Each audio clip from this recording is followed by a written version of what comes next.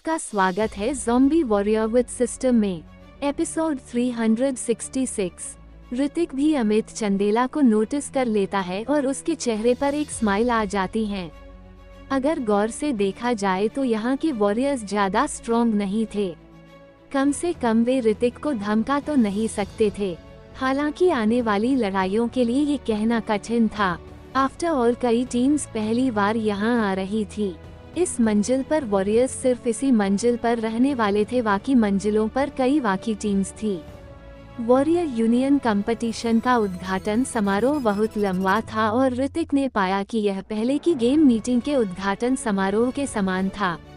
Leaders द्वारा दिए गए बकवास भाषण को सुनने के बाद वे लोग स्काई सिटी के सबसे बड़े कंपटीशन अरेना आरोही चरण पर चढ़ जाते हैं। स्काई सिटी हवा में लटका हुआ एक शहर था और यह कंपटीशन मंच आरोही चरण स्काई सिटी के आसमान में लटका हुआ था। ये कंपटीशन मंच बहुत चौड़ा था और सतह ऐसी दिखती थी मानो ये संगमरमर से बना हो, लेकिन वास्तव में यह एक मटेरियल से बना था और इसकी कठोरता भयानक थी। कंपटीशन मंच एक स्फेरिकल आकार के दर्शक मंच से घिरा हुआ था जिसमें एक ही समय में सैकड़ों हजारों लोग बैठ सकते थे। ऋतिक और बाकी लोग अपनी अपनी सीटों पर बैठेकर कंपटीशन मंच के सामने का नजारा देखने लग जाते हैं। गेम शुरू होने वाला था। ऋतिक चारों ओर अपनी नजरें घुमाने लग जाता है मानो वो किसी को तलाश रहा हो। हमारी बारी आने में थोड़ा समय लगेगा। रजत रस्तोगी ने एक कोल्ड ड्रिंक की बोतल ली और ऋतिक की ओर फेंक दी। वो भी अपनी सीट पर बैठ गया और बीच में कंपटीशन एरिना को देखने लगा। कंपटीशन के एरिना को देखते हुए ऋतिक ने अपना सिर हिलाने लग जाता है। दो टीम्स पहले से ही एरिना में एक दूसरे के खिलाफ कंपीट कर रही थी। जब एरिना में फाइट स्टार्ट होती है तो आसपास की ऑडियंस एक्साइटेड होकर चीयर अप करने लगती है। लगता है काफी मजा आने वाला है, लेकिन ये गुलाबी होंठों वाली मेरी हसीना कहाँ है? पता नहीं गेम देखने आई होगी या नहीं। ऋतिक चारों ओर अपनी नजरें घुमाते हुए मन ही मन कहता है, लेकिन उसकी नजरें जिसे तलाश कर रही थी वो उसे कहीं भी नजर नहीं आती है। कहीं ऐसा तो नहीं कि परी के इस कंपटीशन में भाग ही भी किया हो? ऐसा तो इम्पॉसिबल है। वो तो मौके ही तलाशती रहती है लोगों को जान से मारने का। ऋतिक अपने मन में आगे कहता है। इसके बाद निकोला डिवीजन की डेथ रीजन एकेडमी तिल्हार एरिया की फेई एकेडमी की टीम के खिलाफ मैच कंप्लीट करेगी। रेफरी के एक्साइटेड शब्दों के बाद आसपास की ऑडियंस जोर जोर से चिल्लाने लगी। ऐसा कहा गया था कि इस वॉरियर कंपटीशन के फाइनल के टिकट लॉटरी द्वारा हासिल किए गए थे और इन्हें खरीदा नहीं जा सकता था और लॉटरी जीतने वाली ऑडियंस रैंक 6 तक पहुंचे बिना गेम देखने के लिए स्काई सिटी में आ सकती थी। चलो अब हमारी बारी है। इस समय ऋतिक अपना डार्क एज भाला लेकर खड़ा हुआ और सीधे कंपटीशन एरिना में चला गया। जब वो एरिना पर पहुंचने वाला था तो ऋतिक का शरीर अचानक से जंप कर गया और सीधे कंपटीशन एरिना पर आ गया। और इस समय फेई एकेडमी के लोग भी वहां आकर खड़े हो गए। उन सभी के हाथ में लंबी तलवारें थी और उनके भाव ठंडे थे। सबसे पहले मैं आपको डेथ रीजन एकेडमी से परिचित कराता हूं, जो निकोला की एकमात्र टीम है जो आगे बढ़ी है। इतने में विमान पर खड़ा रेफरी माइक्रोफोन से जोर से चिल्लाया।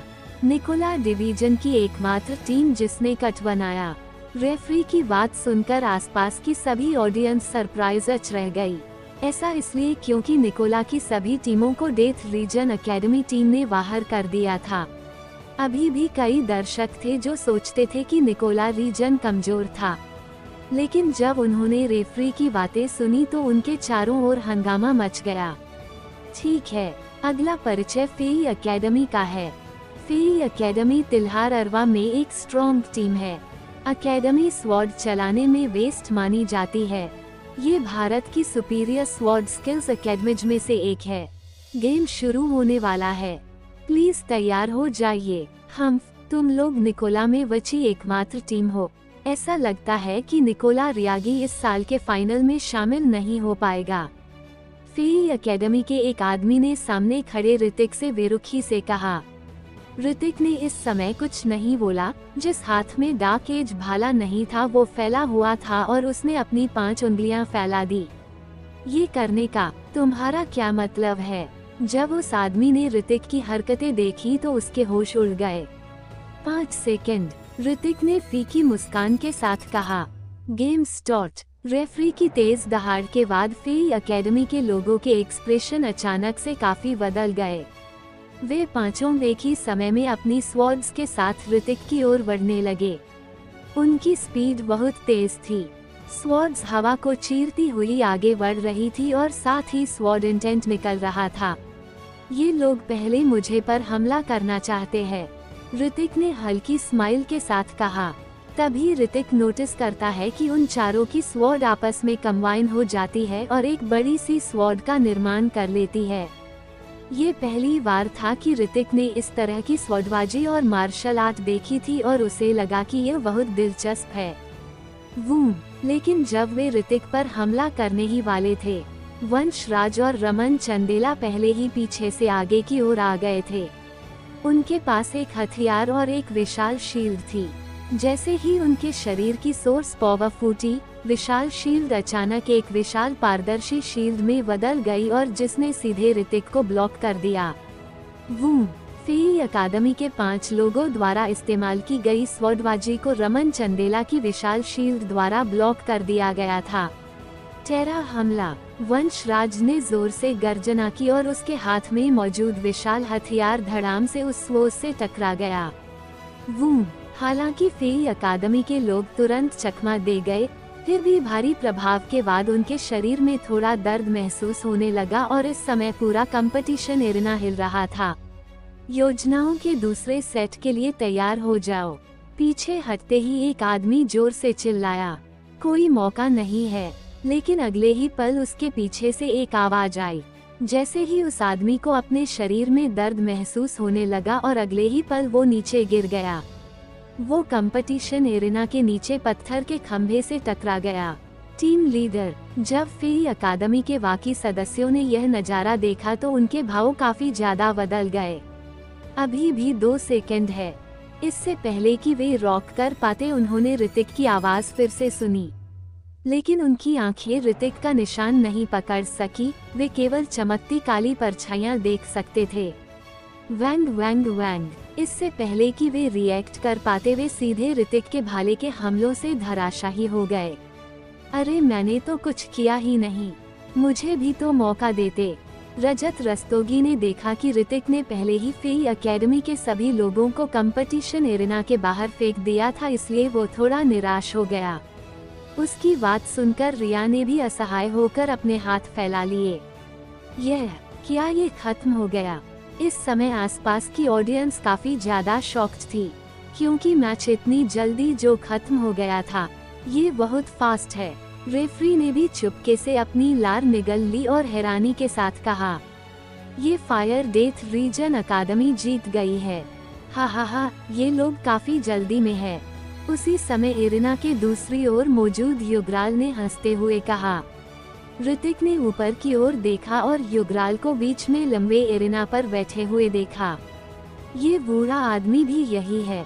लगता है कि तुम्हारी डेथ रीजन एकेडमी के लोग जिन्होंने इस साल की कंपटीशन में भाग लिया है, वो थोड़े दिलचस्प है। युगराल के पास बैठे बाकी सभी लोग हंसने लगे और बोले, हालांकि जब हमारी इंटरस्टेलर एकेडमी की पहली टीम के लोग आएंगे तो शायद बाजी हमारे हाथ में होगी।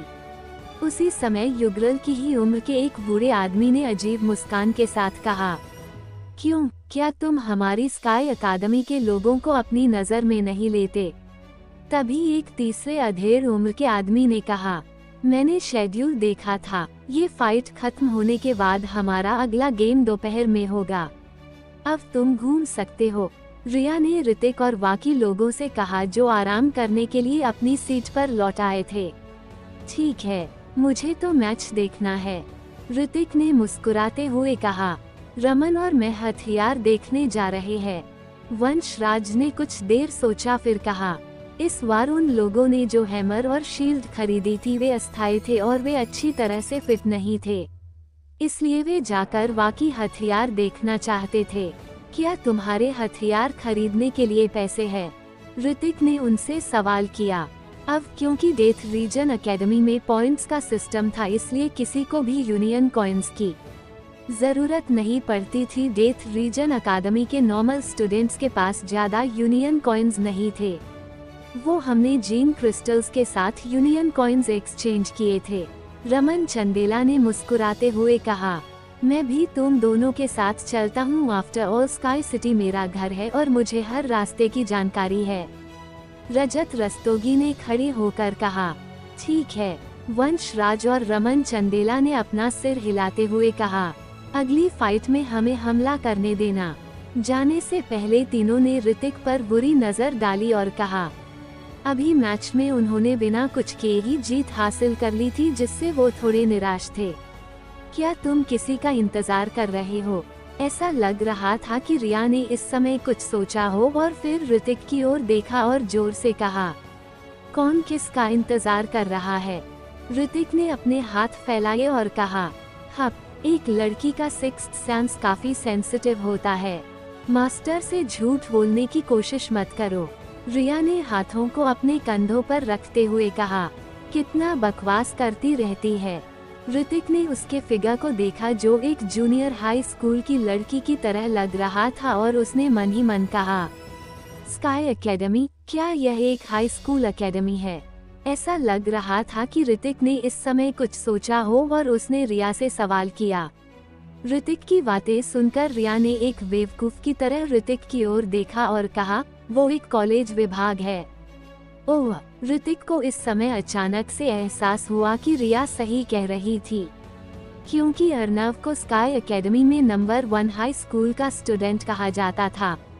उस समय जब ऋतिक ने आइस क्रिस्टल व्हाइट वर्ड का अंडा चुराया था, तब अर्नव की ऋतिक के साथ काफी फाइट हुई थी।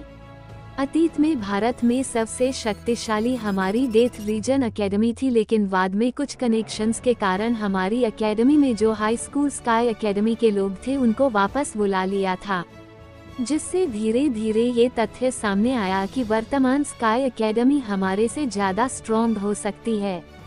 इस समय रिया की नजरें एरिना पर टिकी थी और वो ऐसे बोल रही थी मानो अपने आप से बात कर रही हो। इससे पहले हमारी एकेडमी में पढ़ने के लिए एक इंसान आया था जो स्काई सिटी हाई स्कूल में नंबर 1 था। ऋतिक ने इस समय उत्सुकता से कहा।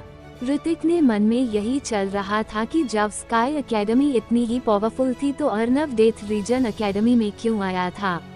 उसे स्काई सिटी द्वारा हमारी डेथ रीजन एकेडमी के रहस्यों का पता लगाने के लिए भेजा गया था। रिया ने अपना मुंह बनाते हुए कहा, क्या चीज का रहस्य? ऋतिक ने हैरानी के साथ सवाल किया, क्या तुम्हें नहीं पता उस रहस्य के बारे में? रिया ने इस समय हल्के से कहा। उसने जो कहा उसे सुनकर ऋतिक को अचानक कुछ एहसास हुआ। क्या ये टावर ऑफ ट्रायल्स की बात कर रही है? ऋतिक ने मन ही मन सोचा, टावर के टॉप पर क्या है? तभी रिया ने ऋतिक की ओर देखा और एक्साइटेड होते हुए सवाल किया, मैं चैलेंज की अंतिम कुछ मंजिलों को पार नहीं कर पाई थी, लेकिन इस बार जब मैं वापस आई तो मैं वापस से कोशिश करना चाहती थी, लेकिन यहाँ आकर मैंने सुना कि मेरा स्टूडेंट ने पहले ही टॉप पर पहुँच चुका है। ये कहने के बाद रिया थोड़ा उदास लग रही थी। कुछ नहीं, वहाँ बस कुछ किताबें थी। ऋतिक ने स्माइल करते हुए कहा, स्काई एकेडमी टीम। उसी समय जब ऋतिक ने स्काई एकेडमी के बारे में सुना तो उसकी आंखों के भाव बदल गए। स्काई एकेडमी के लोग यहाँ हैं। कंपटीशन एरिना पर नजर डालने पर ऋतिक एक जाने पहचाने इंसान को देख सकता था। ये वही है। ऋतिक ने कंपटीशन एरिना पर उस आदमी को देखा और इसमें कोई शक नहीं था कि यह अर्नव था। ये जिंदा बच गया था। ये देखकर ऋतिक की आंखें अनायास ही सिकुड़ गई। इस समय अर्नव कंपटीशन एरिना पर खड़ा था। उसकी आंखें ठंडी थी और उसका पूरा शरीर जानलेवा इरादे से भरा हुआ लग रहा था। क्या तुम इस इंसान को जानते हो? रिया ने कंपटीशन चरण के टॉप पर ऋतिक की नजरों का पीछे किया और अर्नव की ओर देखा।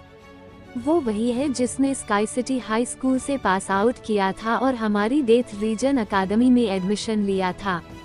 ऋतिक ने इस समय अपनी आंखें सिकोड़ ली और फिर हल्के से कहा, मुझे लगता है कि उसकी ताकत और मजबूत हो गई है। ये बोलते हुए ऋतिक का चेहरा भी थोड़ा गंभीर हो गया। ये सही था, सुपर आई का यूज करने के बाद ऋतिक स्पष्ट रूप से जान सकता था कि अर्नव की ताकत अब 8वीं रैंक तक पहुंच गई थी। इस आदमी ने ये कैसे किया? ऋतिक ने हैरानी के साथ मन ही मन कहा। साइबोर्ग। ऋतिक अभी ये सोच ही रहा था कि तभी उसे रिया की बात सुनाई दी। साइबोर्ग? हाँ, वो तो एक साइबोर्ग में तब्दील हो गया है। अगर यह रिया ने नहीं कहा होता तो ऋतिक वास्तव में इसे महसूस नहीं कर पाता। स्काई सिटी की तकनीकी ताकत के मुताबिक ऐसा करना ज्यादा मुश्किल नहीं है, रिया ने हल्के से कहा। हालांकि साइबोर्ग में इस परिवर्तन का भी एक परिणाम है। हालांकि वो कम समय में अपनी पावर में तेजी से सुधार कर सकता है, लेकिन अगर ऐसा जारी रहा तो उसकी शारीरिक पावर बढ़ने का लगभग कोई रास्ता नहीं है। साइबोर्ग में परिवर्तित होने की एक सीमा होती है। केवल और ज्यादा परिवर्तन करके ही तुम अपनी पावर में सुधार कर सकते हो। ये लोग हमारी तरह ध्यान तकनीक का इस्तेमाल नहीं कर सकते। साधारण वॉरियर्स साइबोर्ग में बदलने के बारे में बिल्कुल भी नहीं सोचते हैं, लेकिन इस इंसान ने ऐसा किया है तो शायद ये गंभीर रूप से घायल हो गया होगा। रिया ने डिटेल में ऋतिक को साइबोर्ग में बताया और फिर एरिना की ओर देखने लगी। तो आगे क्या होगा जाने के लिए सुनते रहेगा zombie warrior with system only on listener YouTube channel पर। आपका स्वागत है ज़ॉम्बी वॉरियर विद सिस्टम में एपिसोड 367। जब ऋतिक ने कंपटीशन के एरिना पर देखा तो अर्नव को कुछ महसूस हुआ। उसने ऋतिक की दिशा में देखा और वो एक पल में ऋतिक की आकृति को स्पष्ट रूप से देख सकता था। ऋतिक को देखकर अर्नव की आंखें चौड़ी हो गईं और उसकी आंखों में कत्लेआम और ज्यादा तीव्र हो गया। Game start. उसी समय मैच स्टार्ट होने का अनाउंसमेंट हुआ। अर्नव ने विपरीत दिशा से आ रहे लोगों को देखा और अपने हाथ में भाला लेकर सीधे हमला कर दिया। अर्नव, रुक जाओ। उनकी टीम के एक आदमी को साफ साफ नजर आ रहा था कि अर्नव काफी ज्यादा बेरहम हो गया था और वो जोर से चिल्लाया। लेकिन अब बहुत देर हो चुकी थी। अर्नव पागलपन की स्थिति में था और उसने हत्या के सारे इरादे उस आदमी पर डाल दिए थे जिसके साथ वो भी फाइट कर रहा था। वैंग वैंग वैंग। स्वॉर्ड की रोशनी की एक चमक के साथ विपरीत दिशा के सभी लोगों का अर्नव ने सिर काट दिया। सारी जमीन पर खून की खून बिखर गया। आसपास के ऑडियंस ने जब यह नजारा देखा तो तुरंत हंगामा मच गया। ये पहली बार था जब किसी ने मार्शल आर्ट एरिना पर सीधे तौर पर किसी की हत्या कर दी हो। यह एरिना पर मौजूद कुछ लीडर्स ने ये नजारा देखा तो उनके हाव भाव थोड़े बदल गए। गेम के नियम मौत तक सीमित नहीं है ना? स्काई अकादमी के डिप्टी हेड ने इस समय अपनी दाढ़ी को छुआ, फिर मेज पर मौजूद बाकी लोगों की ओर देखा और भारी आवाज में कहा, लेकिन ये तो बहुत ज्यादा है ना? दूसरों ने कुछ भी कहने की हिम्मत नहीं की, लेकिन युगराल ने उसकी ओर देखा और जोर से कहा, इससे कोई फर्क पड़ता? तुम्हारी डेथ रीजन एकेडमी के वॉरियर्स भी हमारी स्काई सिटी के वॉरियर्स पर जानलेवा हमला कर सकते हैं। स्काई सिटी के डिप्टी डीन ने युगराल से कहा। उनके आसपास के लोगों ने देखा कि दोनों के बीच एक चिंगारी की टक्कर हुई थी। अर्नव, तुम क्या कर रहे हो? इस समय स्काई सिटी शाखा के सदस्यों में से एक ने अर्नव पर दहाड़ लगाई। इससे आपका कोई मतलब नहीं है। अर्नव ने उसे ठंडी नजर से देखा और कहा। फिर उसने अपने दाहिने हाथ की लॉन्ग स्वॉर्ड सीधे ऋतिक की तरफ इशारा की और जोर से चिल्लाया, ऋतिक अल्हावत, मैं तुम्हें इस एरिना में जान से मार डालूंगा। अर्नव के शब्द जानलेवा इरादे से भरे हुए थे और सोर्स पावर के संचालन के कारण इस समय उसके आसपास की सभी ऑडियंस अर्नव के शब्दों को साफ साफ सुन सकती थी। वो किसके बारे में बात कर रहा है? आसपास की सभी ऑडियंस ऋतिक की ओर देख रही थी, लेकिन ऋतिक की तरफ बहुत सारे लोग बैठे थे और उन्हें नहीं पता था कि अर्नव किसकी बात कर रहा था। लगता है तुम मुसीबत में हो, रिया ने अपने मुंह के कोने पर चंचल मुस्कान के साथ कहा। पिछली बार मैंने अकादमी के कारण उसे नहीं मारा था, लेकिन अब जब वो मुझे यहाँ चैलेंज कर रहा है तो मुझे उसे मौत के घाट उतरने में कोई परेशानी नहीं है। ऋतिक ने अपनी आंखें सिकोड़ ली और कहा, अर्नव जैसे लोग ऋतिक के लिए टिक टिक करते टाइम बम की तरह थे। अब उससे छुटकारा पाने का समय आ गया था। अगला गेम जारी रहा, लेकिन आज ऐसी घटना के कारण वाकी टीम स्काई अकादमी टीम से डर गई थी और अपने आप ही हार मान ली थी। इसलिए स्काई अकेडमी टीम का अगला गेम सीधे जीत लिया गया था।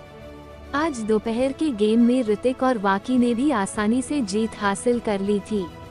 करंट नॉकआउट राउंड काफी सरल था। ये कंपटीशन का तीसरा दिन था। डेथ रीजन अकेडमी जीत के साथ पहले स्थान पर रही थी। वाकी स्काई अकादमी की टीम और स्टार अकादमी की टीम थी, जिनमें से सभी ने सबसे ज्यादा जीत हासिल की थी।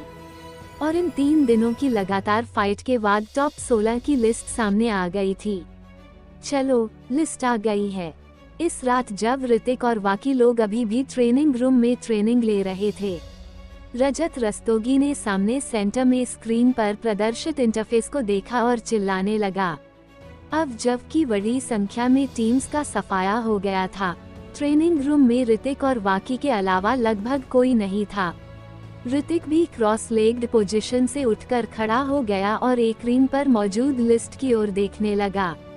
डेथ रीजन अकेडमी की लिस्ट सबसे आगे थी। उसके बाद वाकी sky academy team, interstellar academy team, night hawk academy, smack academy, Parth academy, wind academy, galaxy academy, I star academy, moon picking academy, sky academy, star academy थी। यह लिस्ट में स्काई अकेडमी और स्टार अकेडमी की दो teams क्यों है? रमन चंदेला ने हैरानी के साथ कहा। अगली टीम उनकी डायमेस्टिक टीम है। जब रजत रस्तोगी ने रमन चंदेला की बात सुनी तो उसका चेहरा और भी ज्यादा सतर्क हो गया। लेकिन एक ही एकेडमी की 2 टीम्स एक साथ कैसे कंपटीशन में भाग ले सकती हैं? वंशराज ने टॉप 16 की लिस्ट देखी तो उसकी भी आईब्रोज चढ़ गई। ऐसा इसलिए स्काई अकादमी और स्टार अकादमी ने वॉरियर एलायंस द्वारा आयोजित 2 कंपटीशन की चैंपियनशिप जीती थी। इसलिए वे इस बार वॉरियर कंपटीशन के लिए 2 टीम्स भेजने के लिए योग्य है। रिया ने उन लोगों को समझाते हुए कहा, और ये टीम सीधे टॉप 16 में पहुंच गई है। इससे कोई फर्क नहीं पड़ता कि कौन सी टीम सामने आती है, चैंपियन तो हमें ही बनना है। ऋतिक ने अपने हाथ फैलाए और फिर हल्के से कहा।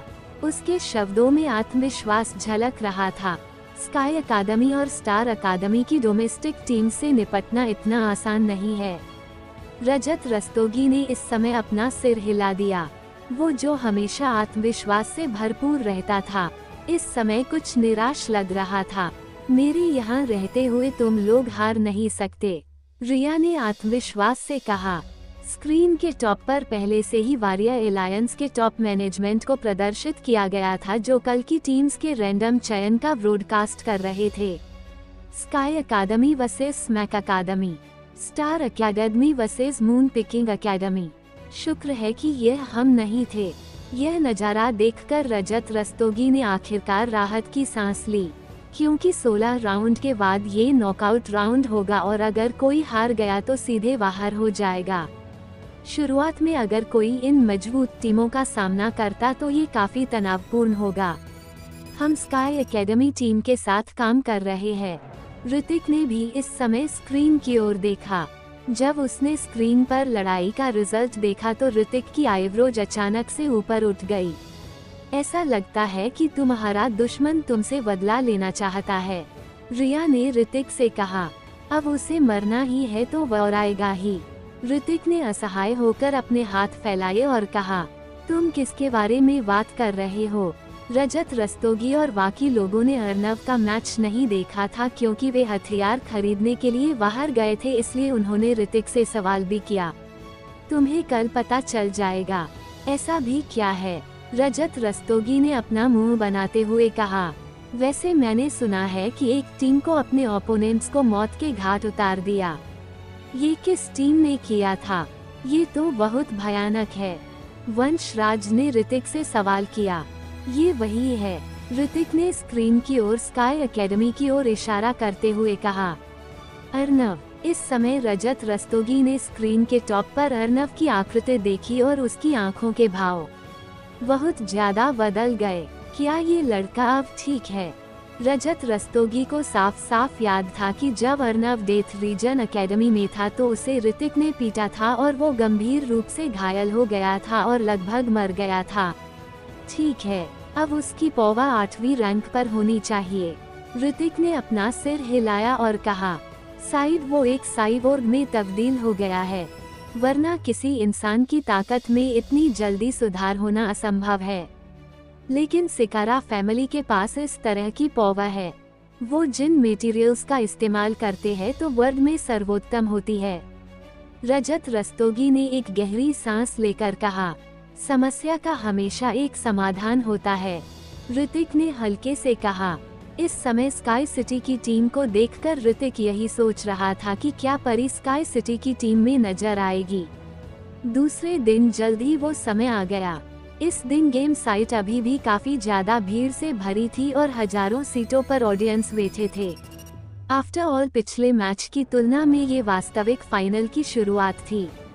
पहला game sky academy versus smack academy था। जब ऋतिक कंपटीशन मैनवर्स की खास सीट बैठा था तो उसे एरिना में एक जानी पहचानी लड़की नजर आई, जिसे देखकर उसका दिल जोरों धड़कने लगा। उसकी आंखें बस उस लड़की पर ही जाकर टिक गई। वो सफेद आकृति अभी भी पहले जैसी ही थी। परी, इस समय परी एक लॉन्ग स्वॉर्ड पकड़े थी और स्काई एरिना पर खड़ी थी। उसकी आंखें अभी भी नहीं वली थी, उसके हाव भाव अभी भी बेरहम थे। टीम के बाकी लोगों को भी ऋतिक जनता था। उनमें से एक विक्रम राठौर था और दूसरा था रोहन, जो ऋतिक को थंडर वैली में मारना चाहता था और जहां रक्षित मैदान की ऋतिक से दूसरी बात मुलाकात हुई थी। उस आदमी को देखकर ऋतिक की आंखें हत्या के इरादे से फूट पड़ी। विक्रम, मैंने सुना है कि परी के साथ तुम्हारी सगाई रद्द कर दी गई है। 200,000 से ज्यादा लोगों की ऑडियंस के सामने खड़े होकर भी रोहन ने बिल्कुल भी घबराहट नहीं दिखाई और उसने विक्रम राठौर से कहा, मैं शुरू से ही परी को अपनी बहन के रूप में लेता था। विक्रम राठौर ने स्माइल करते हुए कहा, लेकिन इस मुस्कान में थोड़ी कड़वाहट छिपी लग रही थी। आफ्टर ऑल परी उसे बिल्कुल पसंद नहीं करती थी। हा हा हा, फिर तो ऐसा लगता है कि मैं तुम्हारा जीजा बन सकता हूँ। रोहन ने स्माइल करते हुए कहा, तुम्हारा क्या मतलब है? विक्रम ने उसे घूरते हुए कहा, कुछ नहीं, हमारी सिकारा फैमिली मादन फैमिली को शादी का प्रस्ताव देने जा रही है। रोहन ने विक्रम राठौर की ओर देखा और कहा, हम्फ, क्या तुम्हें लगता है कि परी को तुमसे प्यार हो जाएगा? विक्रम ने कहा, यह उस पर निर्भर करता है, वरना क्या मदान फैमिली स्काई सिटी में मौजूद रह सकती है? रोहन ने विक्रम की ओर देखते हुए कहा, मानो उसकी बात के पीछे एक गहरा मतलब छिपा हो। पिंग, लेकिन उसी समय परी की लॉन्ग स्वॉर्ड रोहन की ओर से चली गई, लेकिन रोहन की लॉन्ग स्वॉर्ड ने उसे आसानी से रोक दिया।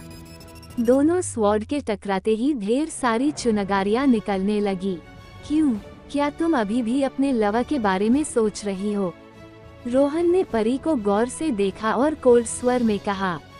ऐसा लग रहा था कि परी ने कुछ सोचा हो और उसकी आंखों का नजारा थोड़ा सा चेंज हो गया।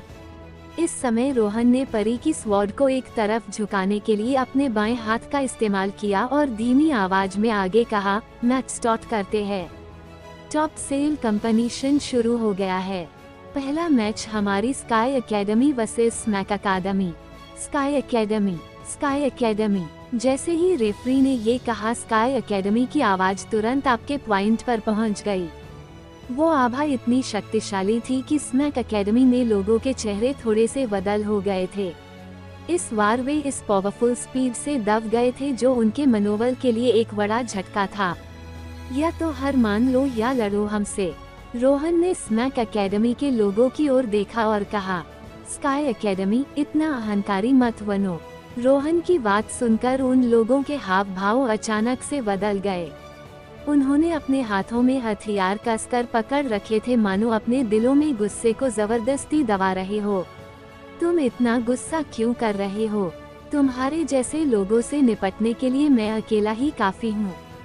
रोहन की आंखों में एक क्रूर भाव था और फिर उसने मुस्कुराते हुए कहा, गेम स्टार्ट। जैसे ही रेफरी की आवाज गिरी, स्मैक एकेडमी के लोग अपने आप को नहीं रोक पाए और रोहन की ओर तेजी से जाने लगे। हवा में कुछ चीरने की आवाज आई और इससे पहले कि आसपास की कई ऑडियंस इसे समझ पाते, उन्होंने पाया कि पूरी जमीन पर खून बिखर गया था। एक बार फिर इस मंच पर एक और वॉरियर मारा गया था, मानो इतिहास ने खुद को दोहराया हो। एक ही एकेडमी के सभी 5 वॉरियर मारे गए हो। स्काई एकेडमी वाले कमीने हैं। जब स्मार्क एकेडमी के लोगों ने देखा कि कैसे उनके साथियों को मार दिया गया था तो वे काफी ज्यादा गुस्सा हो गए। एकेडमी के बच्चों की एक टीम, तुम्हारी हिम्मत कैसे हुई हमें चैलेंज देने की? रोहन ने व्यंग्य किया। इतने सारे लोगों को मारने के बाद वो बिल्कुल भी घबराया हुआ नहीं दिख रहा था। वही परी अपनी किसी सोच में खोई लग रही थी। रेफरी भी ठंडे पसीने से लथपथ था। वो नहीं जानता था कि कैसे रिएक्ट देना था, लेकिन फिर उसने तुरंत कहा, मैच खत्म हो गया है। विजेता टीम स्काई एकेडमी है। हालांकि उन्होंने अभी अभी मैच जीता था, ऑडियंस ने उनके लिए उत्साह नहीं बढ़ाया था। इसके बजाय वे सभी चुप रहे थे। स्काई एकेडमी टीम के लोगों ने बिना किसी दया के दूसरी एकेडमी के लोगों को तुरंत मार डाला था और इससे उनमें से ज्यादातर स्काई एकेडमी से नाखुश थे। बाकी जो भी प्रतियोगी थे वे सभी भी फीके पड़ गए थे। वो टीम बहुत पावरफुल थी और वे लगभग हमेशा पूरी तरह से सामने वाली टीम का सफाया कर देते थे। यह उनमें से बहुतों के लिए बहुत बड़ा प्रभाव था। स्काई सिटी के लोग बहुत स्ट्रॉन्ग है, वंशराज ने कहा और रमन चंदेला ने चिंता में अपनी आईब्रोज सिकोड़ ली। अगला हम ही उनका सामना करेंगे। क्या तुम उनसे डरते हो? रिया ने उनकी ओर देखा और हंसते हुए कहा, बिल्कुल नहीं। वंशराज और रमन चंदेला ने नमे अपना सिर हिलाया। उन्हें डर लगने की बजाय उत्साह महसूस हो रहा था। उनके जैसे वॉरियर के लिए जब भी वे उन वॉरियर से मिलते थे जो लगभग उनके समान लेवल के थे या जो उनसे भी ज्यादा पावरफुल थे, तो उन्हें एक चैलेंज महसूस होता था। अगले कुछ राउंड पहले की तरह भयानक नहीं थे और वे मनोरंजक रहे थे। ऑडियंस उत्साहित होने के साथ साथ चेयर अप भी कर रही थी। स्काई सिटी की second team versus death region academy. Referee ने अपने उड़ने वाले गैजेट पर कदम रखा और जोर जोर से इसकी अनाउंस करने लगा। उनमें से ज्यादातर ने डेथ रीजन एकेडमी के बारे में नहीं सुना था, क्योंकि वे हमेशा कम महत्वपूर्ण बने रहे थे। इसलिए जैसे ही ऋतिक और उसकी टीम ने एरिना पर कदम रखा, ऑडियंस की ओर से ज्यादा उत्साह नहीं था। तो आगे क्या होगा जानने के लिए सुनते रहेगा zombie warrior with system only on listener YouTube channel पर। आपका स्वागत है ज़ॉम्बी वॉरियर विद सिस्टम में। एपिसोड 368। उनमें से ज्यादातर ने डेथ रीजन एकेडमी के बारे में नहीं सुना था, क्योंकि वे हमेशा कम महत्वपूर्ण बने रहे थे। इसलिए जैसे ही ऋतिक और उसकी टीम ने एरिना पर कदम रखा, ऑडियंस की ओर से ज्यादा उत्साह नहीं था। जहां तक स्काई एकेडमी के लोगों की बात थी, वे सीधे मंच पर कूद पड़े और मंच के विपरीत दिशा में खड़े हो गए। तो ये तुम ही हो? अर्नव ऋतिक को देख रहा था, जो उसके ठीक सामने खड़ा था, और उसकी आंखों में एक बुरी नजर थी जिसे वो छिपा नहीं पा रहा था। तो क्या हुआ? ऋतिक ने अपनी आंखें सिकोड़ ली और बदले में सवाल किया, आज तुम्हारा जीवन यहीं समाप्त होता है। अर्नव ने बोलते हुए अपने दांत पीस लिए। उसके शब्द नफरत से भरे हुए थे। उन सब को जान से मार दो। अर्नव ने अपने शरीर को अपनी तरफ झुकाया और अपने बाकी साथियों को बताया। उसके साथियों ने स्पष्ट रूप से देखा कि अर्नव के बारे में अभी भी कुछ गड़बड़ थी। उन्होंने उस खबर के बारे में सुना था कि अर्नव डेथ रीजन एकेडमी के एक इंसान द्वारा बुरी तरह घायल होने के बाद स्काई सिटी लौट आया था। शायद जिस इंसान ने ये किया वो उनके ठीक सामने खड़ा इंसान था। Match start. उसी समय रेफरी, जो अपने गैजेट के साथ एरिना के चारों ओर उड़ रहा था, उसने मैच की शुरुआत की अनाउंस की। अर्नव ने तेजी से अपना शरीर हिलाया और ऋतिक की ओर लपका। कोई नहीं जानता था कि अर्नव हाल ही में क्या सीख रहा था, लेकिन वो तेज स्पीड से आगे बढ़ रहा था। जैसे ही वो ऋतिक की ओर लपका, वो उसे एक ही बार में जान से मार देना चाहता था। ऋतिक भी अपनी जगह पर खड़ा नहीं रहा था और वो भी नफरत भरी आंखें लेकर अर्नव की ओर तेजी से जाने लगा।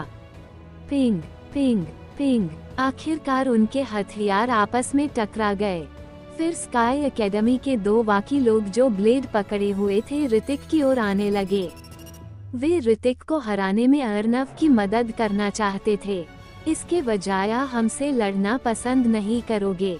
रमन चंदेला और वंशराज तुरंत आगे बढ़े और उन हमलों को रोक दिया जो ऋतिक की ओर बढ़ रहे थे। रजत रस्तोगी भी पीछे नहीं रहना चाहता था। उसने अपनी स्वॉर्ड पकड़ ली और उसे अपने दुश्मन की ओर घुमा दिया। क्षयु क्षयु क्षयु क्षयु। रजत रस्तोगी की मूवमेंट्स उसकी स्वॉर्ड के साथ संयुक्त थी और जैसे ही वो अपनी स्वॉर्ड के साथ एरिना पर घूम रहा था, उसके हथियार टकराते ही एरिना में जोरदार धमाके होने लगे। मैं तुम्हें जाना मार डालूंगा।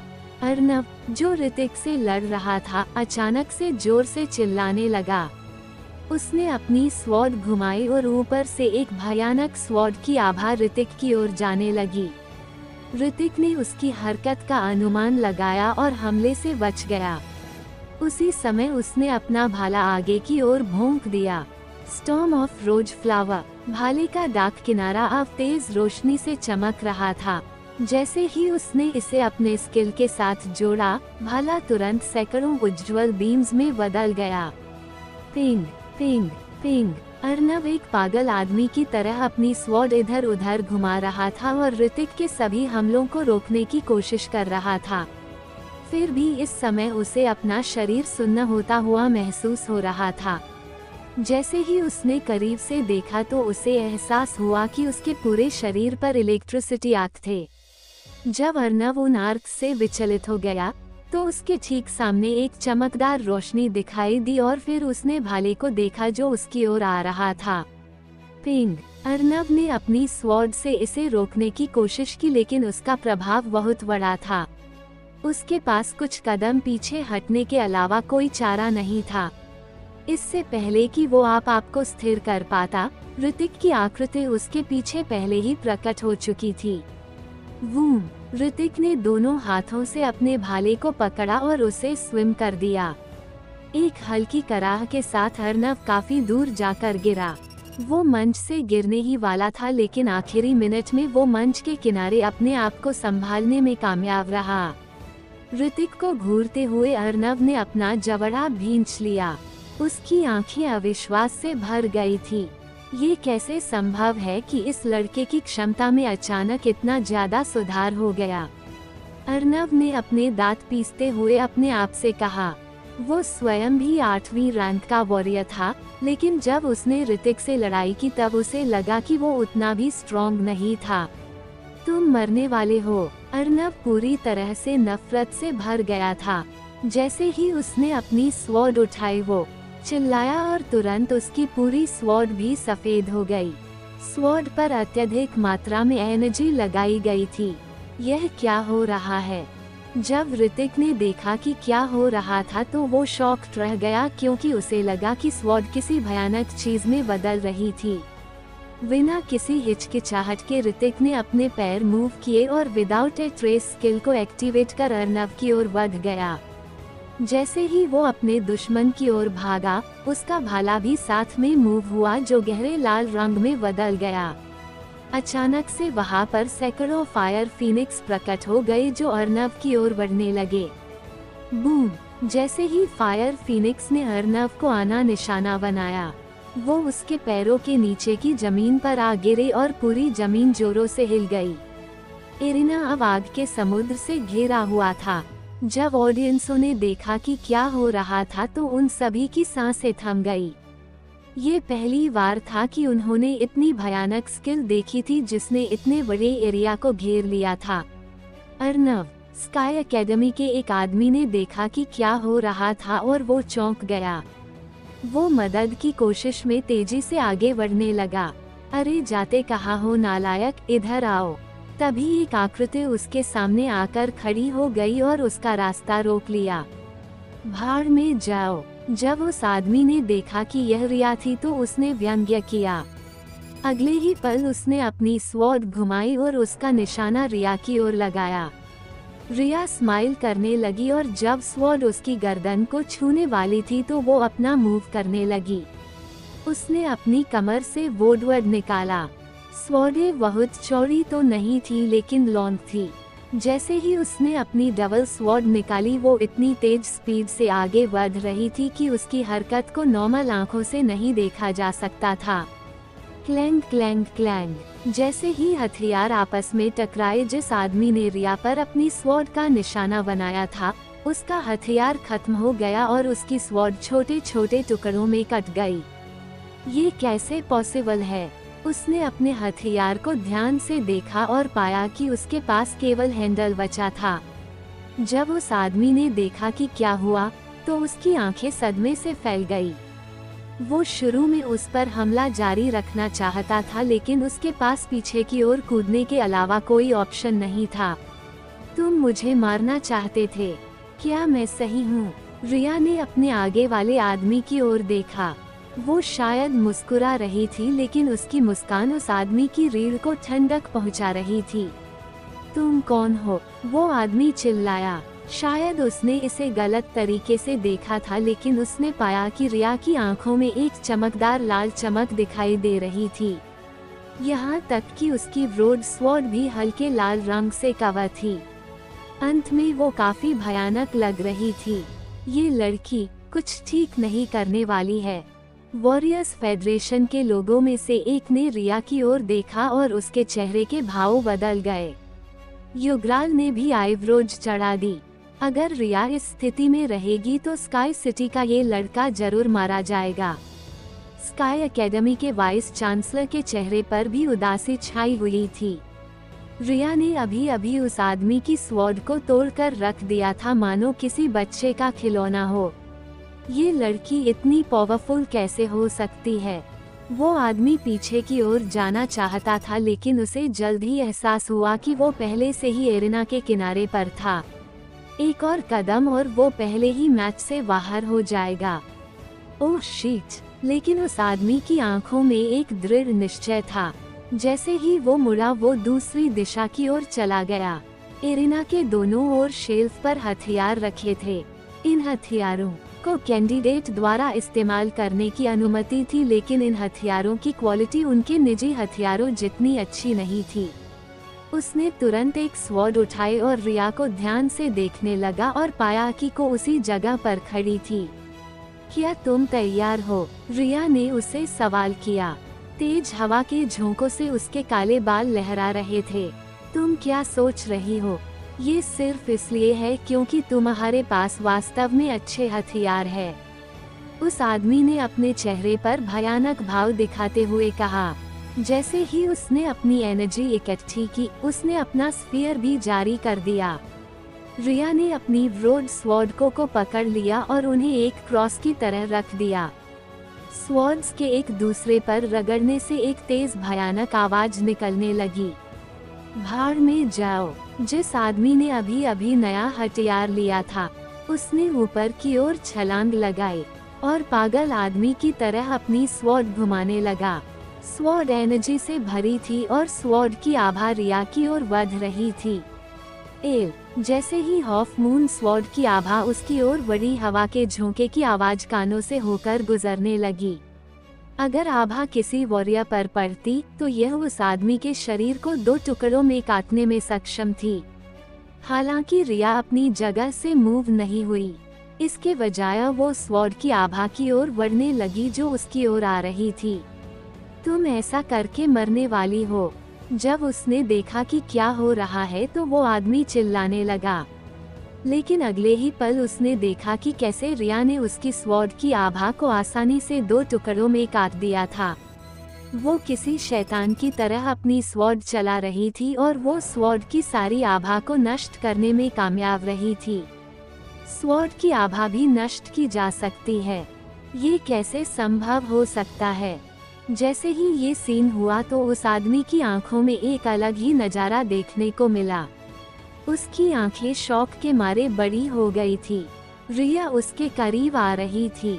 जैसे ही उसने मूव किया, उसने अपनी ब्रॉड स्वॉर्ड को क्रॉस में पकड़ लिया और उस आदमी की ओर निशाना बना दिया। स्वॉर्ड एक चमकदार लाल एनर्जी थी जो दोनों स्वॉर्ड्स के चारों ओर बह रही थी, जो ताज़ा ब्लड की तरह दिख रही थी। ब्लड क्रॉस स्लेश, रिया ने धीरे से कहा और अगले ही पल अपना मूव कर दिया।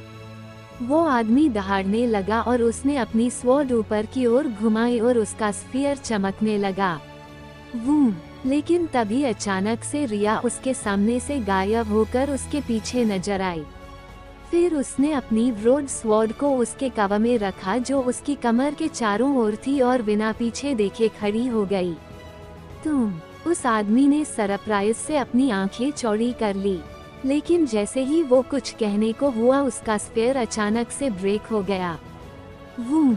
अगले ही पल एक हल्की कराह के साथ उसका शरीर कई टुकड़ों में बंट गया और पूरे मंच पर ब्लड बिखर गया। 7 यह नज़ारा देखकर स्काई एकेडमी के डिप्टी हेड चौंक कर खड़े हो गए। वो लड़का स्काई एकेडमी की दूसरी टीम का लीडर था। वो बेहद प्रतिभाशाली था, लेकिन अब मंच पर उसे कुत्तों की मौत मार दिया गया था। शांत हो जाओ, तभी युगराम ने शांत स्वर में उससे कहा। तुम्हारे स्टूडेंट्स ऐसे ही किसी को जान से नहीं मार सकते। वॉरियर कंपटीशन ऐसी अनुमति नहीं देगा। चुप रहो। जा युगराल ने सुना कि डिप्टी हेड ने क्या कहा तो उन्होंने चिल्लाते हुए कहा, तुम्हारे स्टूडेंट्स ने दूसरी एकेडमी के स्टूडेंट्स को मार डाला है और यहाँ तक कि 10 वॉरियर्स को भी मार डाला है। क्या हमें उन्हें भी सजा नहीं देनी चाहिए? युगराल ने जो कहा उसे सुनने के बाद स्काई एकेडमी का डिप्टी हेड आखिरकार शांत हो गया। जैसे ही उसने युगराल की ओर देखा, उसकी आंखों में नफरत भरी थी। कप्तान! स्काई एकेडमी के 2 बाकी आदमी जो रमन चंदेला और वंशराज से लड़ रहे थे, जब उन्होंने अपने कप्तान को मरा देखा तो वे चौंक गए। भाड़ में जाओ! जब उनका ध्यान भटक रहा था, वंशराज और रमन चंदेला ने अवसर का लाभ उठाते हुए उन्हें एरिना से बाहर कर दिया। वूम वूम वूम! एक तेज आवाज के साथ उन दोनों को तुरंत एरिना से दूर हवा में फेंक दिया। मेरे लिए मत आओ! रजत रस्तोगी ने चिल्लाते हुए कहा, जो अभी भी दूसरे आदमी से लड़ रहा था जब उसने वंशराज और रमन चंदेला को उसकी मदद के लिए आते हुए देखा। वहीं एरिना के दूसरी ओर अभी भी जलते हुए फायर फीनिक्स थे जो अर्नव की ओर जा रहे थे। फायर फीनिक्स उल्कापिंड की तरह थे जो एक विस्फोट की तरह जमीन से टकराते ही जबरदस्त प्रभाव पैदा कर रहे थे। Boom boom! मंच लगातार हिल रहा था और ऋतिक ने अपना भाला हवा में ऊपर उठाया और जमीन पर निशाना साध दिया। हालांकि जैसे ही ऋतिक का भाला गोल सीमा तक पहुंचा, ऑडियंस ने देखा कि जलते हुए फायर फीनिक्स जमीन की ओर जा रहे थे। ऐसा इसलिए था क्योंकि अर्नव ने अपना स्फीयर पहले ही जारी कर दिया था। उसका स्फीयर चमकीला सफेद रंग का था और यह ऋतिक के सभी हमलों को रोकने में सक्षम था। अर्नव ने अभी भी अपनी स्वॉर्ड पकड़ रखी थी और वो चमक भी रही थी। तुम मर रहे हो। जब अर्नव ने ऋतिक को देखा जो हवा में था, तो उसके चेहरे पर एक भयानक भाव था। अर्नव ने अपनी सारी एनर्जी स्वॉर्ड पर इकट्ठा करते हुए दहाड़ लगाए और अपने चारों ओर लगी आग की लपटों के बीच से ऋतिक की ओर बढ़ गया। अप्पर स्काई स्वॉर्ड, यह उसके पास सबसे स्ट्रॉन्ग हमला था। उसकी स्पीड बहुत तेज थी और भले ही ऋतिक ने तुरंत रिएक्ट किया था, फिर भी उसके कंधों पर चोट लग गई और यहाँ तक कि उसका कॉम्बैट सूट भी हल्का डैमेज हो गया। ऋतिक को अपने कंधे पर तेज दर्द महसूस हो रहा था। उसी समय ऋतिक उसके कंधे को देखने के लिए जमीन पर वापस उतर गया। उसके कंधे का हिस्सा उजागर हो गया था और उसका घाव भयानक लग रहा था, लेकिन ऋतिक की हीलिंग क्षमताओं के साथ ये पहले से ही धीरे धीरे अपने आप ठीक हो रहा था। तो आगे क्या होगा जानने के लिए सुनते रहेगा zombie warrior with system only on listener YouTube channel पर। आपका स्वागत है ज़ॉम्बी वॉरियर विद सिस्टम में। एपिसोड 369। ऋतिक के कंधे का हिस्सा उजागर हो गया था और उसका घाव भयानक लग रहा था, लेकिन ऋतिक की हीलिंग क्षमताओं के साथ ये पहले से ही धीरे धीरे अपने आप ठीक हो रहा था। तुम्हारे पास बस इतना ही है, ऋतिक ने सपाट स्वर में कहते हुए अर्नव की ओर देखा।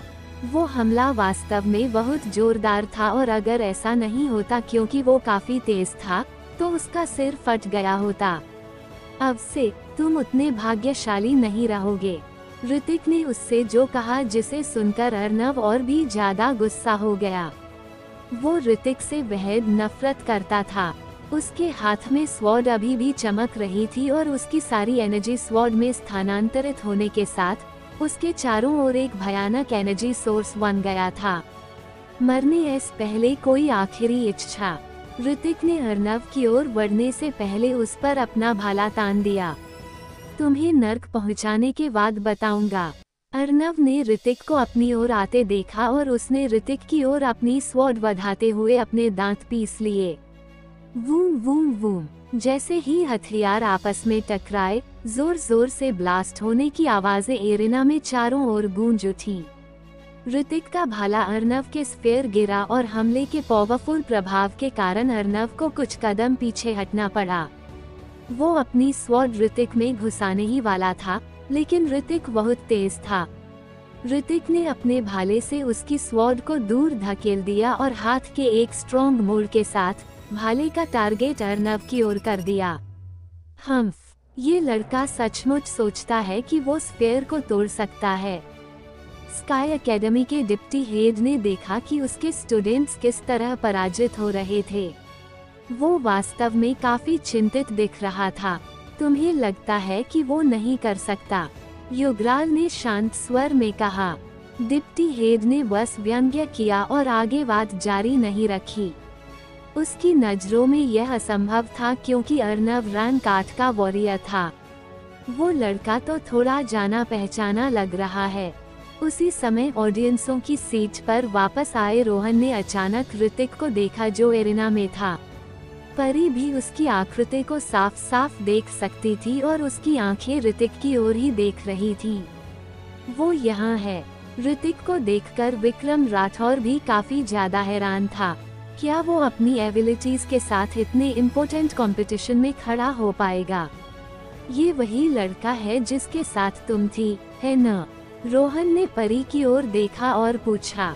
परी ने उसे जवाब देने की जहमत नहीं उठाई, बल्कि उसने उसकी ओर मुड़कर भी नहीं देखा। मैं तुमसे बात कर रहा हूँ, क्या तुम मुझे सुन नहीं सकती? रोहन ने परी की ओर देखा और पूछना जारी रखा। अगर तुमने दूसरा शब्द भी कहा तो मैं तुम्हें मार डालूंगी, परी ने अपनी बेरहम आवाज में कहा। हा हा हा हा, क्या तुम्हें लगता है कि तुम ऐसा कर सकती हो? तुम्हारी फैमिली ने जो काम किया है वो पूरी फैमिली को बर्बाद करने के लिए काफी होगा। रोहन को मदान फैमिली के रहस्यों का पता चल गया था और उसने परी का मजाक बनाते हुए कहा, इससे मेरा कोई लेना देना नहीं है। परी ने शांति से जवाब दिया। फिर परी ने अपनी ठंडी आंखों से उसकी ओर देखा और आगे कहा, अगर मदान फैमिली को कुछ हुआ तो सिकारा फैमिली भी मुसीबत में पड़ जाएगी। क्या तुम मुझे धमका रही हो? रोहन ने हंसते हुए कहा। वूम, एरिना पर वापस ऋतिक अभी भी अर्नव के स्फीयर पर अपना भाला हिट कर रहा था। इसी के साथ वहां पर तेज आवाज गूंज रही थी। तुम मेरा स्फीयर भी नहीं तोड़ सकते और तुम्हें लगता है कि तुम मुझे मार सकते हो, अर्नव ने कहा, जबकि ऋतिक अभी भी उस पर हमला कर रहा था। उसके पास कुछ कदम पीछे हटने के अलावा कोई चारा नहीं था। इसके बाद एक बार फिर ऋतिक पर हमला करने से पहले उसने जोर से दहाड़ना शुरू कर दिया। मुझे तो तुमसे लड़ने के लिए स्फीयर की भी जरूरत नहीं है, ऋतिक ने अपने भाले से अर्नव के हमले को रोकना जारी रखते हुए कहा। ऋतिक ने जो कहा उसे सुनने के बाद अर्नव का चेहरा और भी भयानक लग रहा था। ऋतिक सही था। ऋतिक ने उससे लड़ते हुए अपना स्फीयर नहीं खोला था। ऐसा लग रहा था जैसे वो अर्नव के हमलों से नहीं डरता था। भाड़ में जाओ, अर्नव ने अपने बाएं हाथ से अपनी स्वॉर्ड पकड़ रखी थी और वो एक बार फिर तेज रोशनी से चमक रही थी। वो एक और स्किल जारी करना चाहता था। ऋतिक ने अपनी आंखें बड़ी की और धीरे धीरे अपनी एनर्जी कलेक्ट करने लगा। वो भाला जो पहले सफेद रंग का था अब फीके लाल रंग में बदल गया था। उसका हथियार बदल गया है। जब विक्रम ने ऋतिक के हथियार में हो रहे बदलावों को देखा तो उसे इसके बारे में कुछ अजीब लगने लगा। उसका सिक्स्थ सेंस बता रहा था कि ऋतिक के हथियार में कुछ अनोखी बात थी। ये किसी काम का नहीं, तुम मेरा स्फेयर नहीं तोड़ पाओगे। अर्नव ने ऋतिक की ओर देखा जो लगातार उस पर हमला कर रहा था और वो गुस्से में दहाड़ने लगा। ऋतिक ने उसे नजरअंदाज कर दिया और अपना हमला जारी रखा। अगले ही पल उसने अपने भाले को एक तिरछे कोण पर नीचे की ओर घुमाया। वूम! एक तेज आवाज के साथ भाला उसके स्फीयर में घुस गया और उस पर एक बड़ा घाव हो गया। तभी अगले ही पल उसके स्फीयर के चटकने और फटने से कांच टूटने जैसी आवाज आने लगी। अगले ही पल उसका स्फीयर पूरी तरह से ब्रेक हो गया। ओह नो, ऐसा कैसे पॉसिबल है? विक्रम, जो ऋतिक पर ध्यान दे रहा था, एकदम से शॉक्ड रह गया। Heavenly dragon destroy the city. ये देखकर कि अर्नव अभी भी सदमे में था और उसकी आंखों को विश्वास नहीं हो रहा था कि वो क्या देख रहा था। ऋतिक ने अपना हमला जारी रखने का अवसर बर्बाद नहीं किया। गहरे लाल रंग के भाले से अचानक बड़ी मात्रा में कण निकले जो काले रंग के थे। काले कण एक ड्रैगन के सिर के रूप में कलेक्ट हुए और ये अर्नव के सिर की ओर बढ़ रहे थे। कौन? जब ड्रैगन अर्नव के सिर पर हमला कर रहा था तो ऋतिक ने तुरंत अपना भाला स्विम कर दिया। वूम वूम वूम! ऋतिक ने अर्नव पर लगातार हमला किया और एक के बाद एक जोरदार आवाजें गूंजती रही। आहे! अर्नव की जोर से एक दर्द भरी चीख सुनाई दी और उसके पास अब बचाव करने का मौका नहीं था। ऋतिक के लगातार हमलों से उसका शरीर घावों से भर गया लेकिन कोई ब्लड नहीं निकला था। वूम! ऋतिक के एक स्लेश से उसका हाथ सीधे उसके शरीर से अलग हो जाता है। जी! उसके हाथ की वॉन्स ब्रेक होने से उसके जॉइंट देखे जा सकते थे और वे सभी इलेक्ट्रॉनिक्स से बने थे। वहाँ पर आग की टिमटिमाहट का निशान था। अलविदा! ऋतिक ने अर्नव के सिर की ओर देखा और अपना भाला उसके सिर में घुसाने के लिए तैयार हो गया। रुक जाओ! लेकिन उसी समय एरिना में एक तेज आवाज गूंज गई। वूम! इस तेज गर्जना से आसपास की जमीन जोरों से हिलने लगी। आसपास की सभी ऑडियंस शॉक्ड रह गई और देखने लगी कि ये कौन इंसान था। ऋतिक जो अपना हमला जारी रखना चाहता था, जब उसने इतनी तेज आवाज सुनी तो उसे अचानक लगा कि उसका सिर हिल रहा है और दर्द हो रहा है। उसकी हरकत एक पल के लिए रुक गई और उसी समय एक आकृति तुरंत सामने की ओर आ गई। नौजवान, तुम्हारे तरीके काफी क्रूर है। यह ओल्ड आदमी जो थोड़ा विरहम लग रहा था, उसने ऋतिक को जानलेवा इरादे से देखा और कहा। उसके घूरे जाने पर ऋतिक को तुरंत एक जानलेवा ऑरा का एहसास होने लगा। उत्पीड़न की यह भावना सचमुच बहुत तीव्र थी, मानो उसके बॉडी की सारी पावर दबा दी गई हो। सेकंड मास्टर, अर्नव ने इस समय बड़ी कठिनाई के साथ कहा। ऋतिक के भाले से उसके हाथ कट गए थे और बॉडी पर कई गहरे घाव हो गए थे। उसके चेहरे की त्वचा भी क्षतिग्रस्त हो गई थी, जिससे अंदर की मशीन का पता चल गया था। अगर यह इस तथ्य के लिए नहीं होता कि वो एक साइबोर्ग में तब्दील हो गया था तो निश्चित रूप से उसका ब्लड बहता और वो मारा जाता। क्या यह नियमों के खिलाफ नहीं है? हालांकि ऋतिक को इस समय उत्पीड़न का तीव्र एहसास हो रहा था, लेकिन वो बिल्कुल भी नहीं घबराया। उसने अपने हाथ में भाला उस पर तान दिया और हल्के से कहा, हम्फ। उस ओल्ड मास्टर ने ऋतिक की बातों को नजरअंदाज कर दिया और अर्नव के साथ वहां से जाने लगा। क्या अब उसे कंपटीशन से बाहर मानना चाहिए? युगराल ने मंच पर मौजूद लोगों की ओर देखा और हल्के से कहा। उन लोगों ने भी कोई आपत्ति नहीं की, बल्कि हाँ में अपना सिर हिला दिया। आखिर मंच पर खड़े होने के बाद जीवन या मृत्यु के लिए दूसरा पक्ष जिम्मेदार नहीं होगा। लेकिन अब अर्नव की ओर से कोई लड़ाई रोकने के लिए आगे आया था, जो नियमों का उल्लंघन था। स्काई एकेडमी के डिप्टी डीन ने यह नज़ारा देखा और उनकी आंखों के भाव बदल गए, लेकिन वे चुप रहे और कुछ नहीं कहा। क्या तुम्हें सच में लगता है कि मैं तुम्हें जान से मारने की हिम्मत नहीं कर सकता? वो ओल्ड आदमी जिसे अर्नव ने ग्रैंडफादर कहा था, उसने ऋतिक को घूर कर देखा और सख्ती से कहा, आज मैं इसे जान से मार डालूंगा। ऋतिक ने अपने हाथ में डार्क एज भाला किया और उसे ओल्ड मास्टर की ओर पॉइंट करते हुए कहा। शब्दों में बातचीत का कोई संकेत नहीं था। हालांकि अर्नव ऋतिक से गहरी नफरत करता था, लेकिन इस समय उसे इस बात का अंदाजा हो गया कि वो ऋतिक का ओपोनेंट नहीं था। खासतौर पर जब ऋतिक ने उसका स्फीयर तोड़ा तो यह वाकई बहुत डरावना था। इस समय ये सोचते हुए अर्नव को अचानक से घबराहट महसूस होने कही।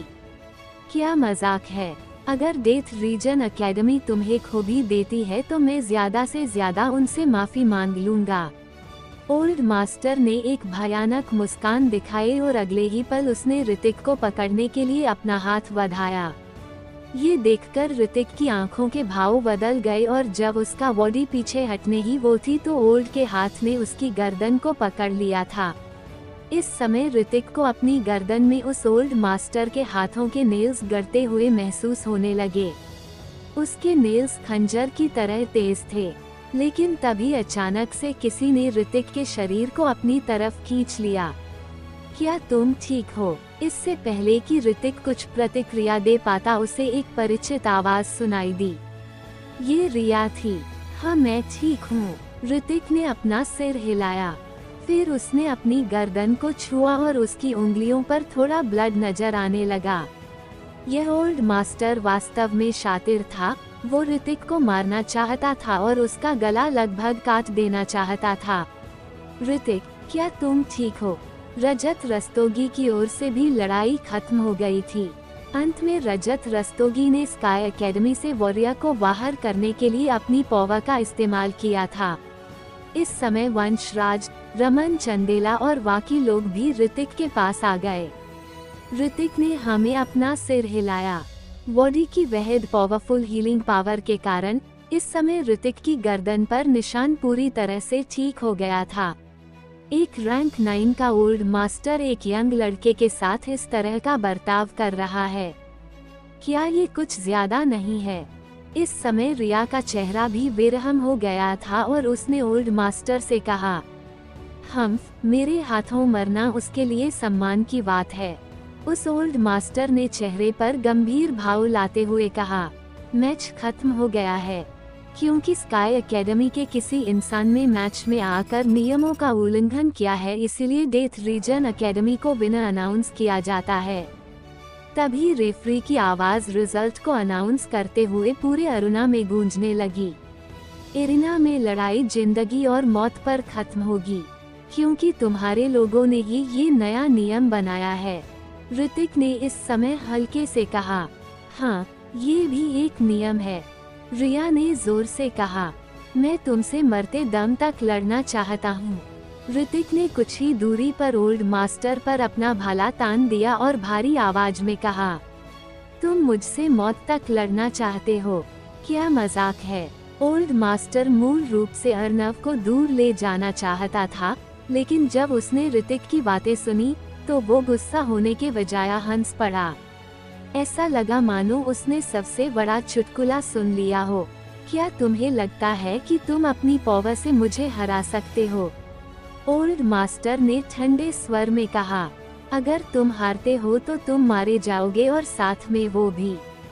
ऋतिक ने उसकी बातों को नजरअंदाज कर दिया और बोलना जारी रखा, ऋतिक तुम पागल हो। जब रजत रस्तोगी ने ऋतिक की बातें सुनी तो उसका चेहरा काफी बदल गया। फिर वो जोर से चिल्लाया। वंशराज और रमन चंदेला भी इस समय कुछ कहना चाहते थे, लेकिन जब उन्होंने ऋतिक के बेरहम हाव भाव देखे तो वे चुप ही रहे। क्या तुम्हें हिम्मत नहीं है? ऋतिक ने अपनी आईब्रोज ऊपर उठाई, फिर हल्के से कहा, क्या तुम्हारे अंदर मेरा सामना करने की हिम्मत है? ओल्ड मास्टर अब ऋतिक की बातों से गुस्सा हो गया था। ऋतिक एक यौन लड़का था जो उसे जान से मारने की धमकी दे रहा था। इस समय वो अचानक से जिससे भड़क उठा और यानी चिल्लाते हुए कहा, वो तो जब तुम मरोगे तो पता चल जाएगा। ऋतिक ने उसे घूरते हुए कहा, ये लड़का सचमुच पागल है। कंपटीशन प्लेटफॉर्म पर लाउडस्पीकर का शोर था। इस समय ऋतिक और ओल्ड आदमी के बीच की बातचीत आसपास के दर्शकों के कानों तक पहुंच गई थी। सभी को लगा कि ऋतिक पागल था। एक नॉर्मल वॉरियर रैंक 9 के वॉरियर को चैलेंज कर रहा है। क्या यह मौत को दावत देना नहीं है? युगराल ने भी अपनी आईब्रोज चढ़ा ली। वो महसूस कर सकता था कि ऋतिक की पौवा बहुत ज्यादा अत्याचारी थी, लेकिन रैंक 9 के वॉरियर से निपटना लगभग असंभव था। हालांकि ओल्ड मास्टर केवल रैंक 9 का प्रारंभिक वॉरियर था, लेकिन फिर भी उससे निपटना आसान नहीं था। लड़के, ये बाद में मत कहना कि मास्टरे तुम्हारी जान ले आई। भले ही मैं रैंक 8 पर अपनी पॉवर दबा लूं, फिर भी मैं तुम्हें आसानी से मार सकता हूँ। ओल्ड ने ऋतिक को घूर कर देखा और फिर गुस्से से कहा, क्या ऐसा है? फिर अपनी 8वीं रैंक की पॉवर के साथ उससे लड़ो। इस समय रिया के चेहरा गुस्से से तमतमा गया और अगले ही पल जैसे ही उसके अपना दाहिना हाथ आगे बढ़ाया, रिया की बॉडी से सोर्स पावर के भयानक उतार चढ़ाव होने लगे। अगले ही पल सोर्स पावर से बनी एक नीली रोशनी ने तुरंत पूरे एरिना को कवर कर लिया। तो आगे क्या होगा जानने के लिए सुनते रहेगा zombie warrior with system only on listener YouTube channel पर। आपका स्वागत है ज़ॉम्बी वॉरियर विद सिस्टम में। एपिसोड 370। क्या ऐसा है?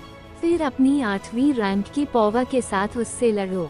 इस समय रिया के चेहरा गुस्से से तमतमा गया और अगले ही पल जैसे ही उसके अपना दाहिना हाथ आगे बढ़ाया, रिया की बॉडी से सोर्स पावर के भयानक उतार चढ़ाव होने लगे। अगले ही पल सोर्स पावर से बनी एक नीली रोशनी ने तुरंत पूरे एरिना को कवर कर लिया।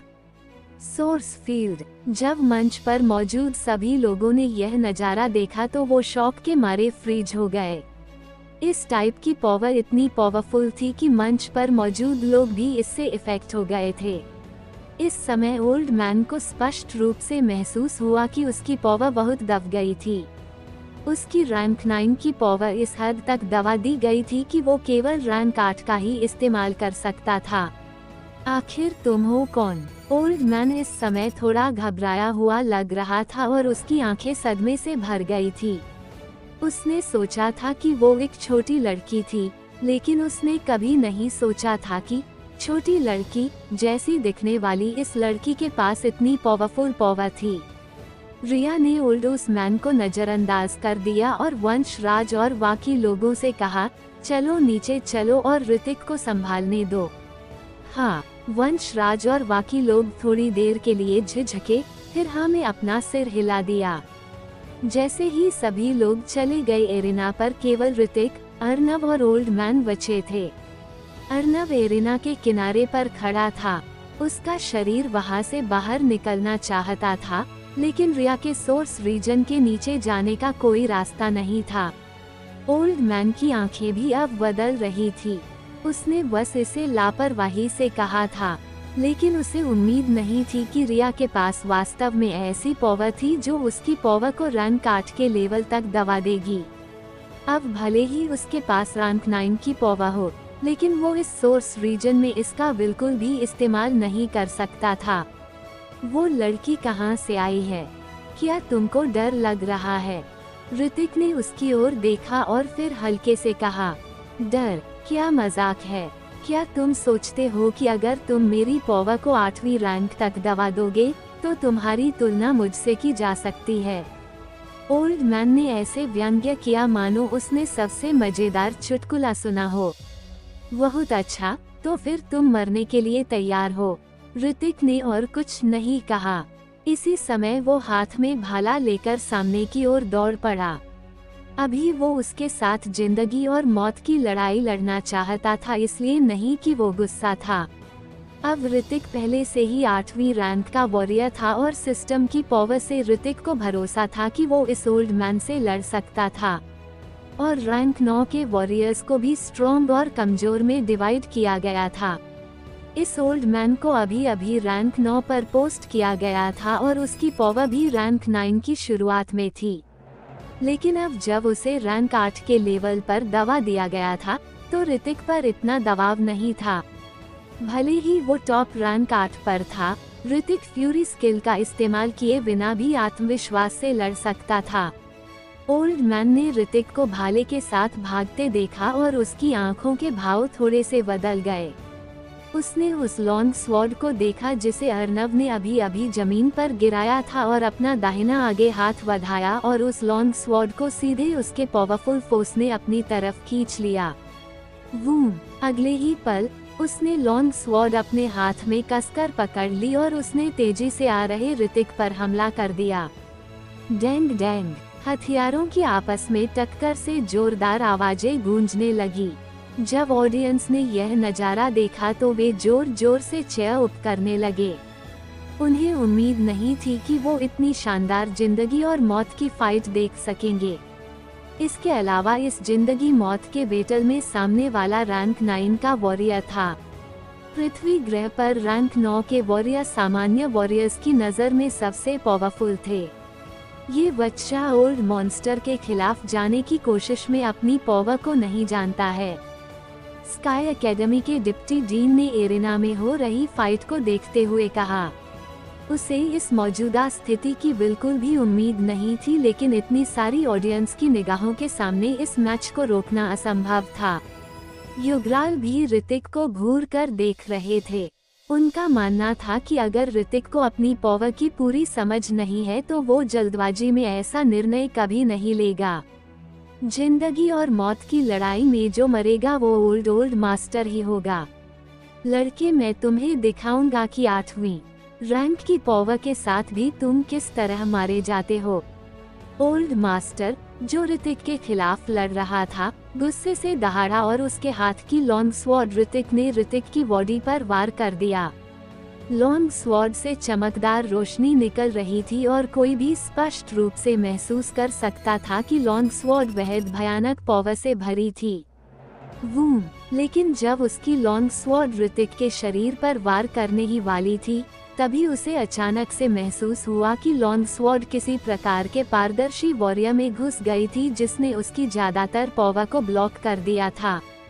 ऋतिक, जो मूल रूप से इस तरह के भयानक झटके से बचने के लिए मिरर इमेज का इस्तेमाल करना चाहता था, उसने भी तुरंत रिएक्ट किया और उसने जो भाला पकड़ा हुआ था उससे ओल्ड मैन की बॉडी पर वार कर दिया। जैसे ही ऋतिक के भाले ने ओल्ड मैन के कपड़ों पर वार किया, उसकी बॉडी काली धुंध में बदल गई और तुरंत गायब हो गई। जब वो दोबारा प्रकट हुई तो उसकी बॉडी पहले ही दूसरी तरफ प्रकट हो चुकी थी। ये किस टाइप की स्किल है? ओल्ड ने दूर से ऋतिक की ओर देखा और भारी आवाज में कहा। उसके कपड़ों में पहले से ही एक छेद था और ऋतिक का वार भी उसकी बॉडी में लगभग चुभ ही गया था। पारदर्शी वॉरियर ने अभी अभी उसकी स्वॉर्ड के ज्यादातर प्रभाव को संतुलित कर लिया था, वरना उसे पूरा भरोसा था कि यह वार सीधे ऋतिक के शरीर को चीर देता। तुम्हें ये जानने की जरूरत नहीं है, ऋतिक ने हल्के से कहा। फिर अगले ही पल उसके हाथ में भाला मूव हुआ और गहरी लाल लपटें फूट पड़ी और जलते हुए फायर फीनिक्स हवा में उड़ गए। अगले ही पल पूरा इलाका बेहद गर्म हो गया। बेकार की स्किल, ओल्ड मास्टर गुस्से से दहाड़ने लगा। उसकी स्पीड तेज हो गई और उसकी बॉडी काली धुंध की तरह ऋतिक की ओर जाने लगी। उसने उन सभी फायर फाइनल को चकमा दे दिया। ऋतिक ने सामने की ओर देखा और उसके हाथ में डार्क एज भाले पर लाइटनिंग गिरने लगी। 1000 थंडर! ऋतिक ने अपना भाला पकड़कर आसमान की ओर इशारा किया और अचानक से आसमान में तेजी से लाइटनिंग कड़कने लगी और अगले ही पल थंडर लाइट उस ओल्ड मास्टर के ऊपर गिर पड़ी। अगले ही पल ओल्ड मास्टर काली धुंध में बदल गया और घनी लाइटनिंग की चपेट में आ गया।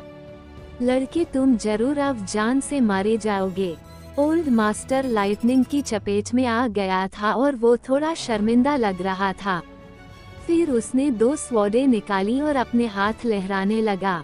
अगले ही पल सफेद लाइट की बीम्स छोड़ने वाली हजारों लॉन्ग स्वॉर्ड ऋतिक की बॉडी पर तुरंत वार करने लगी। Dang dang!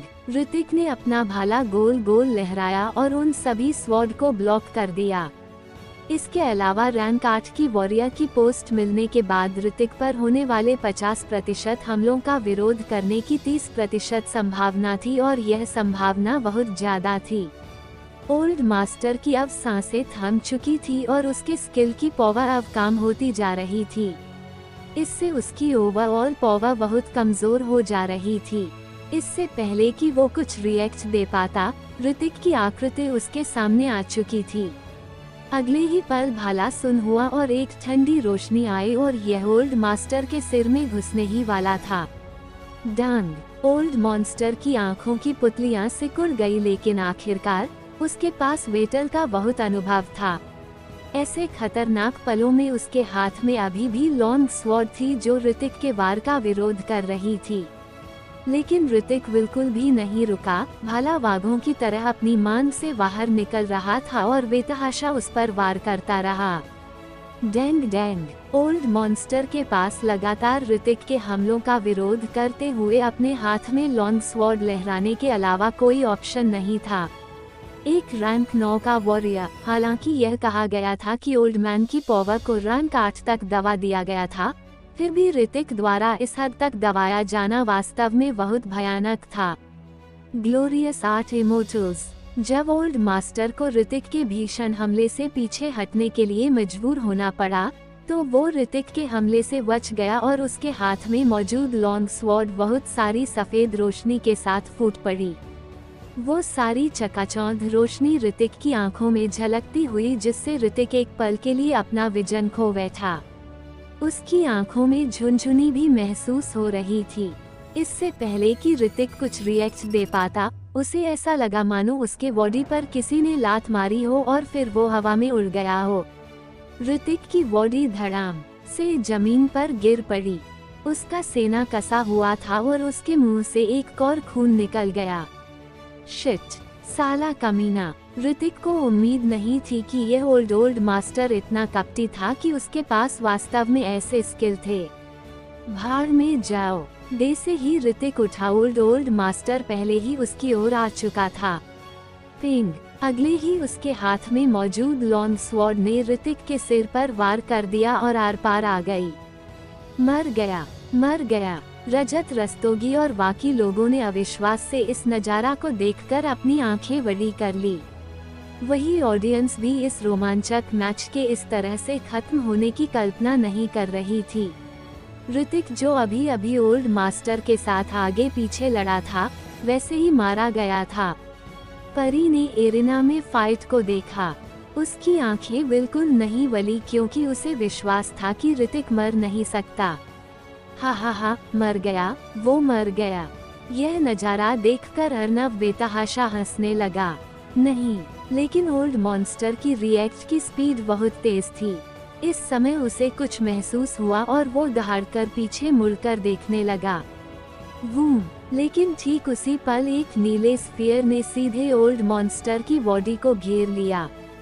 भाले के सिर ने ओल्ड मास्टर के स्फीयर पर वार किया और इसने केवल ओल्ड मास्टर की बॉडी को कुछ दूरी तक पीछे हटने पर मजबूर कर दिया।